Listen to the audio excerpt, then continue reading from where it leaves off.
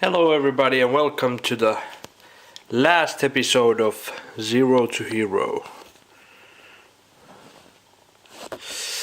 In this episode I will tell you the setup changes that I made differently from the manual to this build. And we can begin naturally with the axles. There was not many things that I did differently from the manuals to the axles, but what I did that I changed the caster angle. I put a little bit positive caster to get me more steering and basically get more grip and more steering because of that. And because I put different caster angle, I had to put the steering link on top of the knuckle attachments here. Usually in the manual it said that it should be below, but now it has all the room to play, so it's good like that. And as for the tires, I made 4.5 mil air ventilation holes to all of the 4 tires. For the foams I did nothing for the first set of tires that I'm testing. So that's the tires. And also I have the knuckle weights, which are essential for possible success on the rocks. Then the next thing, on the axles I put all the grease that came with the kit. I put it on the axles, so it's properly greased, so it won't run dry. There wasn't too much grease on them when I tore them apart and put the grease on there. And also thread lock everything once you get it on the place. It's better to be safe than sorry. Yeah. The next thing, the major difference between this setup and the setup that is told to put on the manuals is the front lower links. On the manual it says that they should be horizontal, but I have put them vertically to gain ground clearance. As you can see, it's quite an improvement. To do this, I have to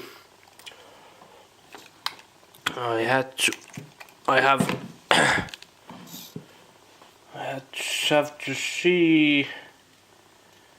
Wait a minute.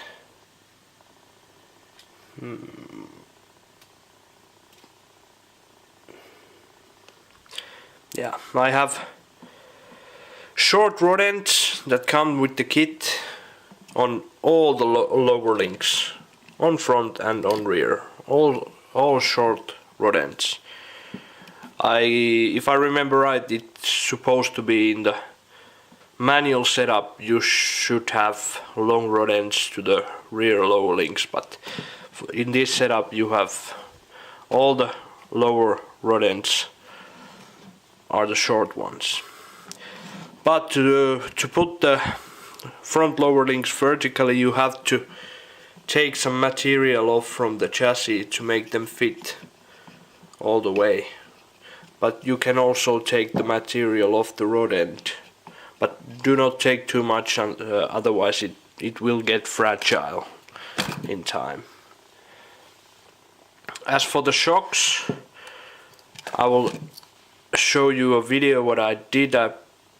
Basically I cut the springs in half and put the wider side on the bottom, so it will go much deeper as it used to go with the full spring. And I put the softest springs that was with the kit in front and on rear, and I just put the dab of shock oil to lubricate the pistons, so it's as smooth as it can get at this point. But what I'm gonna do is I will open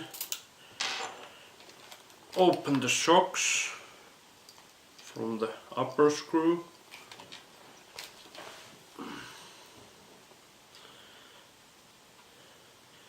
Didn't mean to do this before I have proper tests,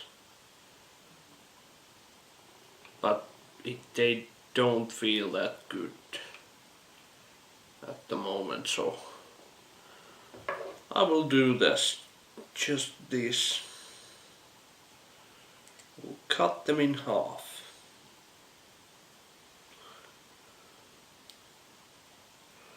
And see what difference does it make.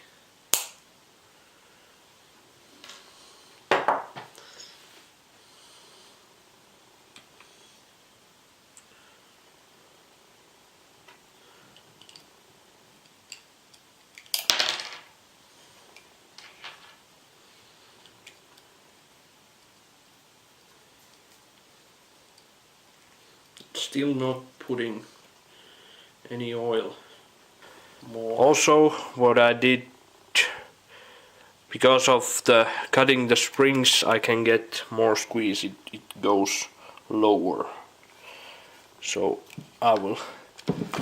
it will help the driving a lot. And the next thing I have to check, I have the upper links. I have long rod ends on the chassis side and a short rod ends on the axle side. That's vital to get the wheelbase correct and the clocking correct. And the upper link mounts, both front and rear, they are on the lowest hole, so they are basically at the highest point on the upper end, and attached the upper links to the highest point in front and on rear. Same thing for both.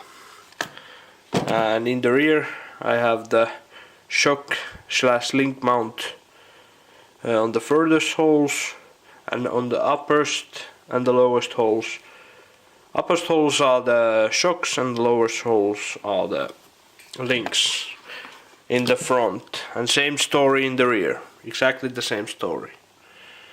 Furthest for the shock and link mount, and upperst for the shock and lowest for the links. And in the chassis I put the rear upper links in the middle hole and front upper links in the lowest hole. And there you can see my shock mounting point. There is plenty of options, but in hand, in theory, that felt the best, and that's the as far rear as it can go in the rear. Same with the other side. What else?